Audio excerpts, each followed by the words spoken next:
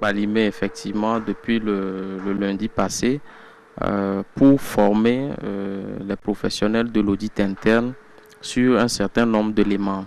Donc, c'est la première session de formation de l'année et nous avons tenu quand même à aborder un certain nombre d'éléments pour essayer d'initier les professionnels de l'audit interne sur les normes, un certain nombre d'éléments pour leur permettre de bien aborder le travail de l'audit interne.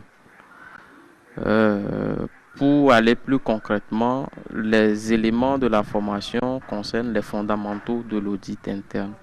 Et par fondamentaux, nous entendons mettre l'accent principalement sur les normes qui régissent la profession, mais également sur la démarche que doivent adopter les auditeurs internes pour mener à bien leur mission. Au cours de l'année 2016, je dirais même à partir de 2015, l'IA Global a entrepris un certain nombre d'actions pour réviser les normes d'audit interne. Les révisions ont été faites et les nouvelles normes, leur application a débuté en début d'année 2017. Il s'agit maintenant d'une formation que IA Togo a organisée pour notre mise à niveau, au niveau maintenant de la connaissance de l'audit. Et le thème développé, c'est le fondamentaux de l'audit interne.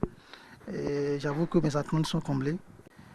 Quand nous déroulons la programmation qui a été déroulée, à savoir la révision du nouveau cadre et la mission de l'audit interne qui vient coiffer la disposition réglementaire et obligatoire. Une formation qui porte sur les fondamentaux de l'audit interne.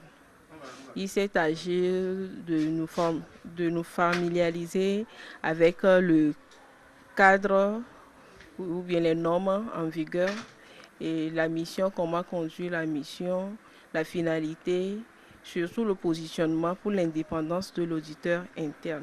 Bon, les 4 jours m'ont permis de savoir que l'IA a une grande potentialité, mais ignorée du commun des Togolais, surtout des étudiants et des gens qui voudraient exercer la profession. Pour permettre que l'IA soit vraiment connue de tous, moi j'aurais aimé que l'IA approche les universités du Togo pour proposer à ce que lors des orientations, on puisse vraiment orienter les étudiants désireux d'exercer le métier vers l'audit interne, parce que c'est aussi réglementé comme tout autre. Le conseil d'administration, tous les participants pour leur présence ici. J'espère que nous avons pu satisfaire vos attentes. Aucune œuvre humaine n'est parfaite.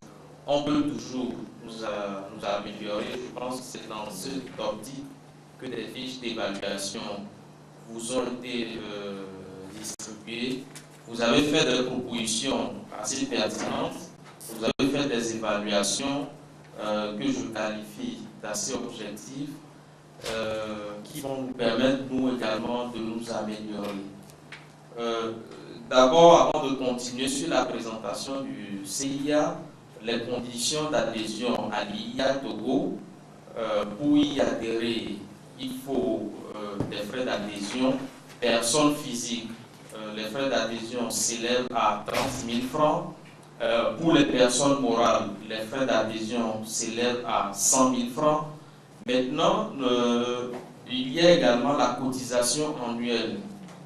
Elle ne dépend ni de soigner les gens sans le diplôme de médecin.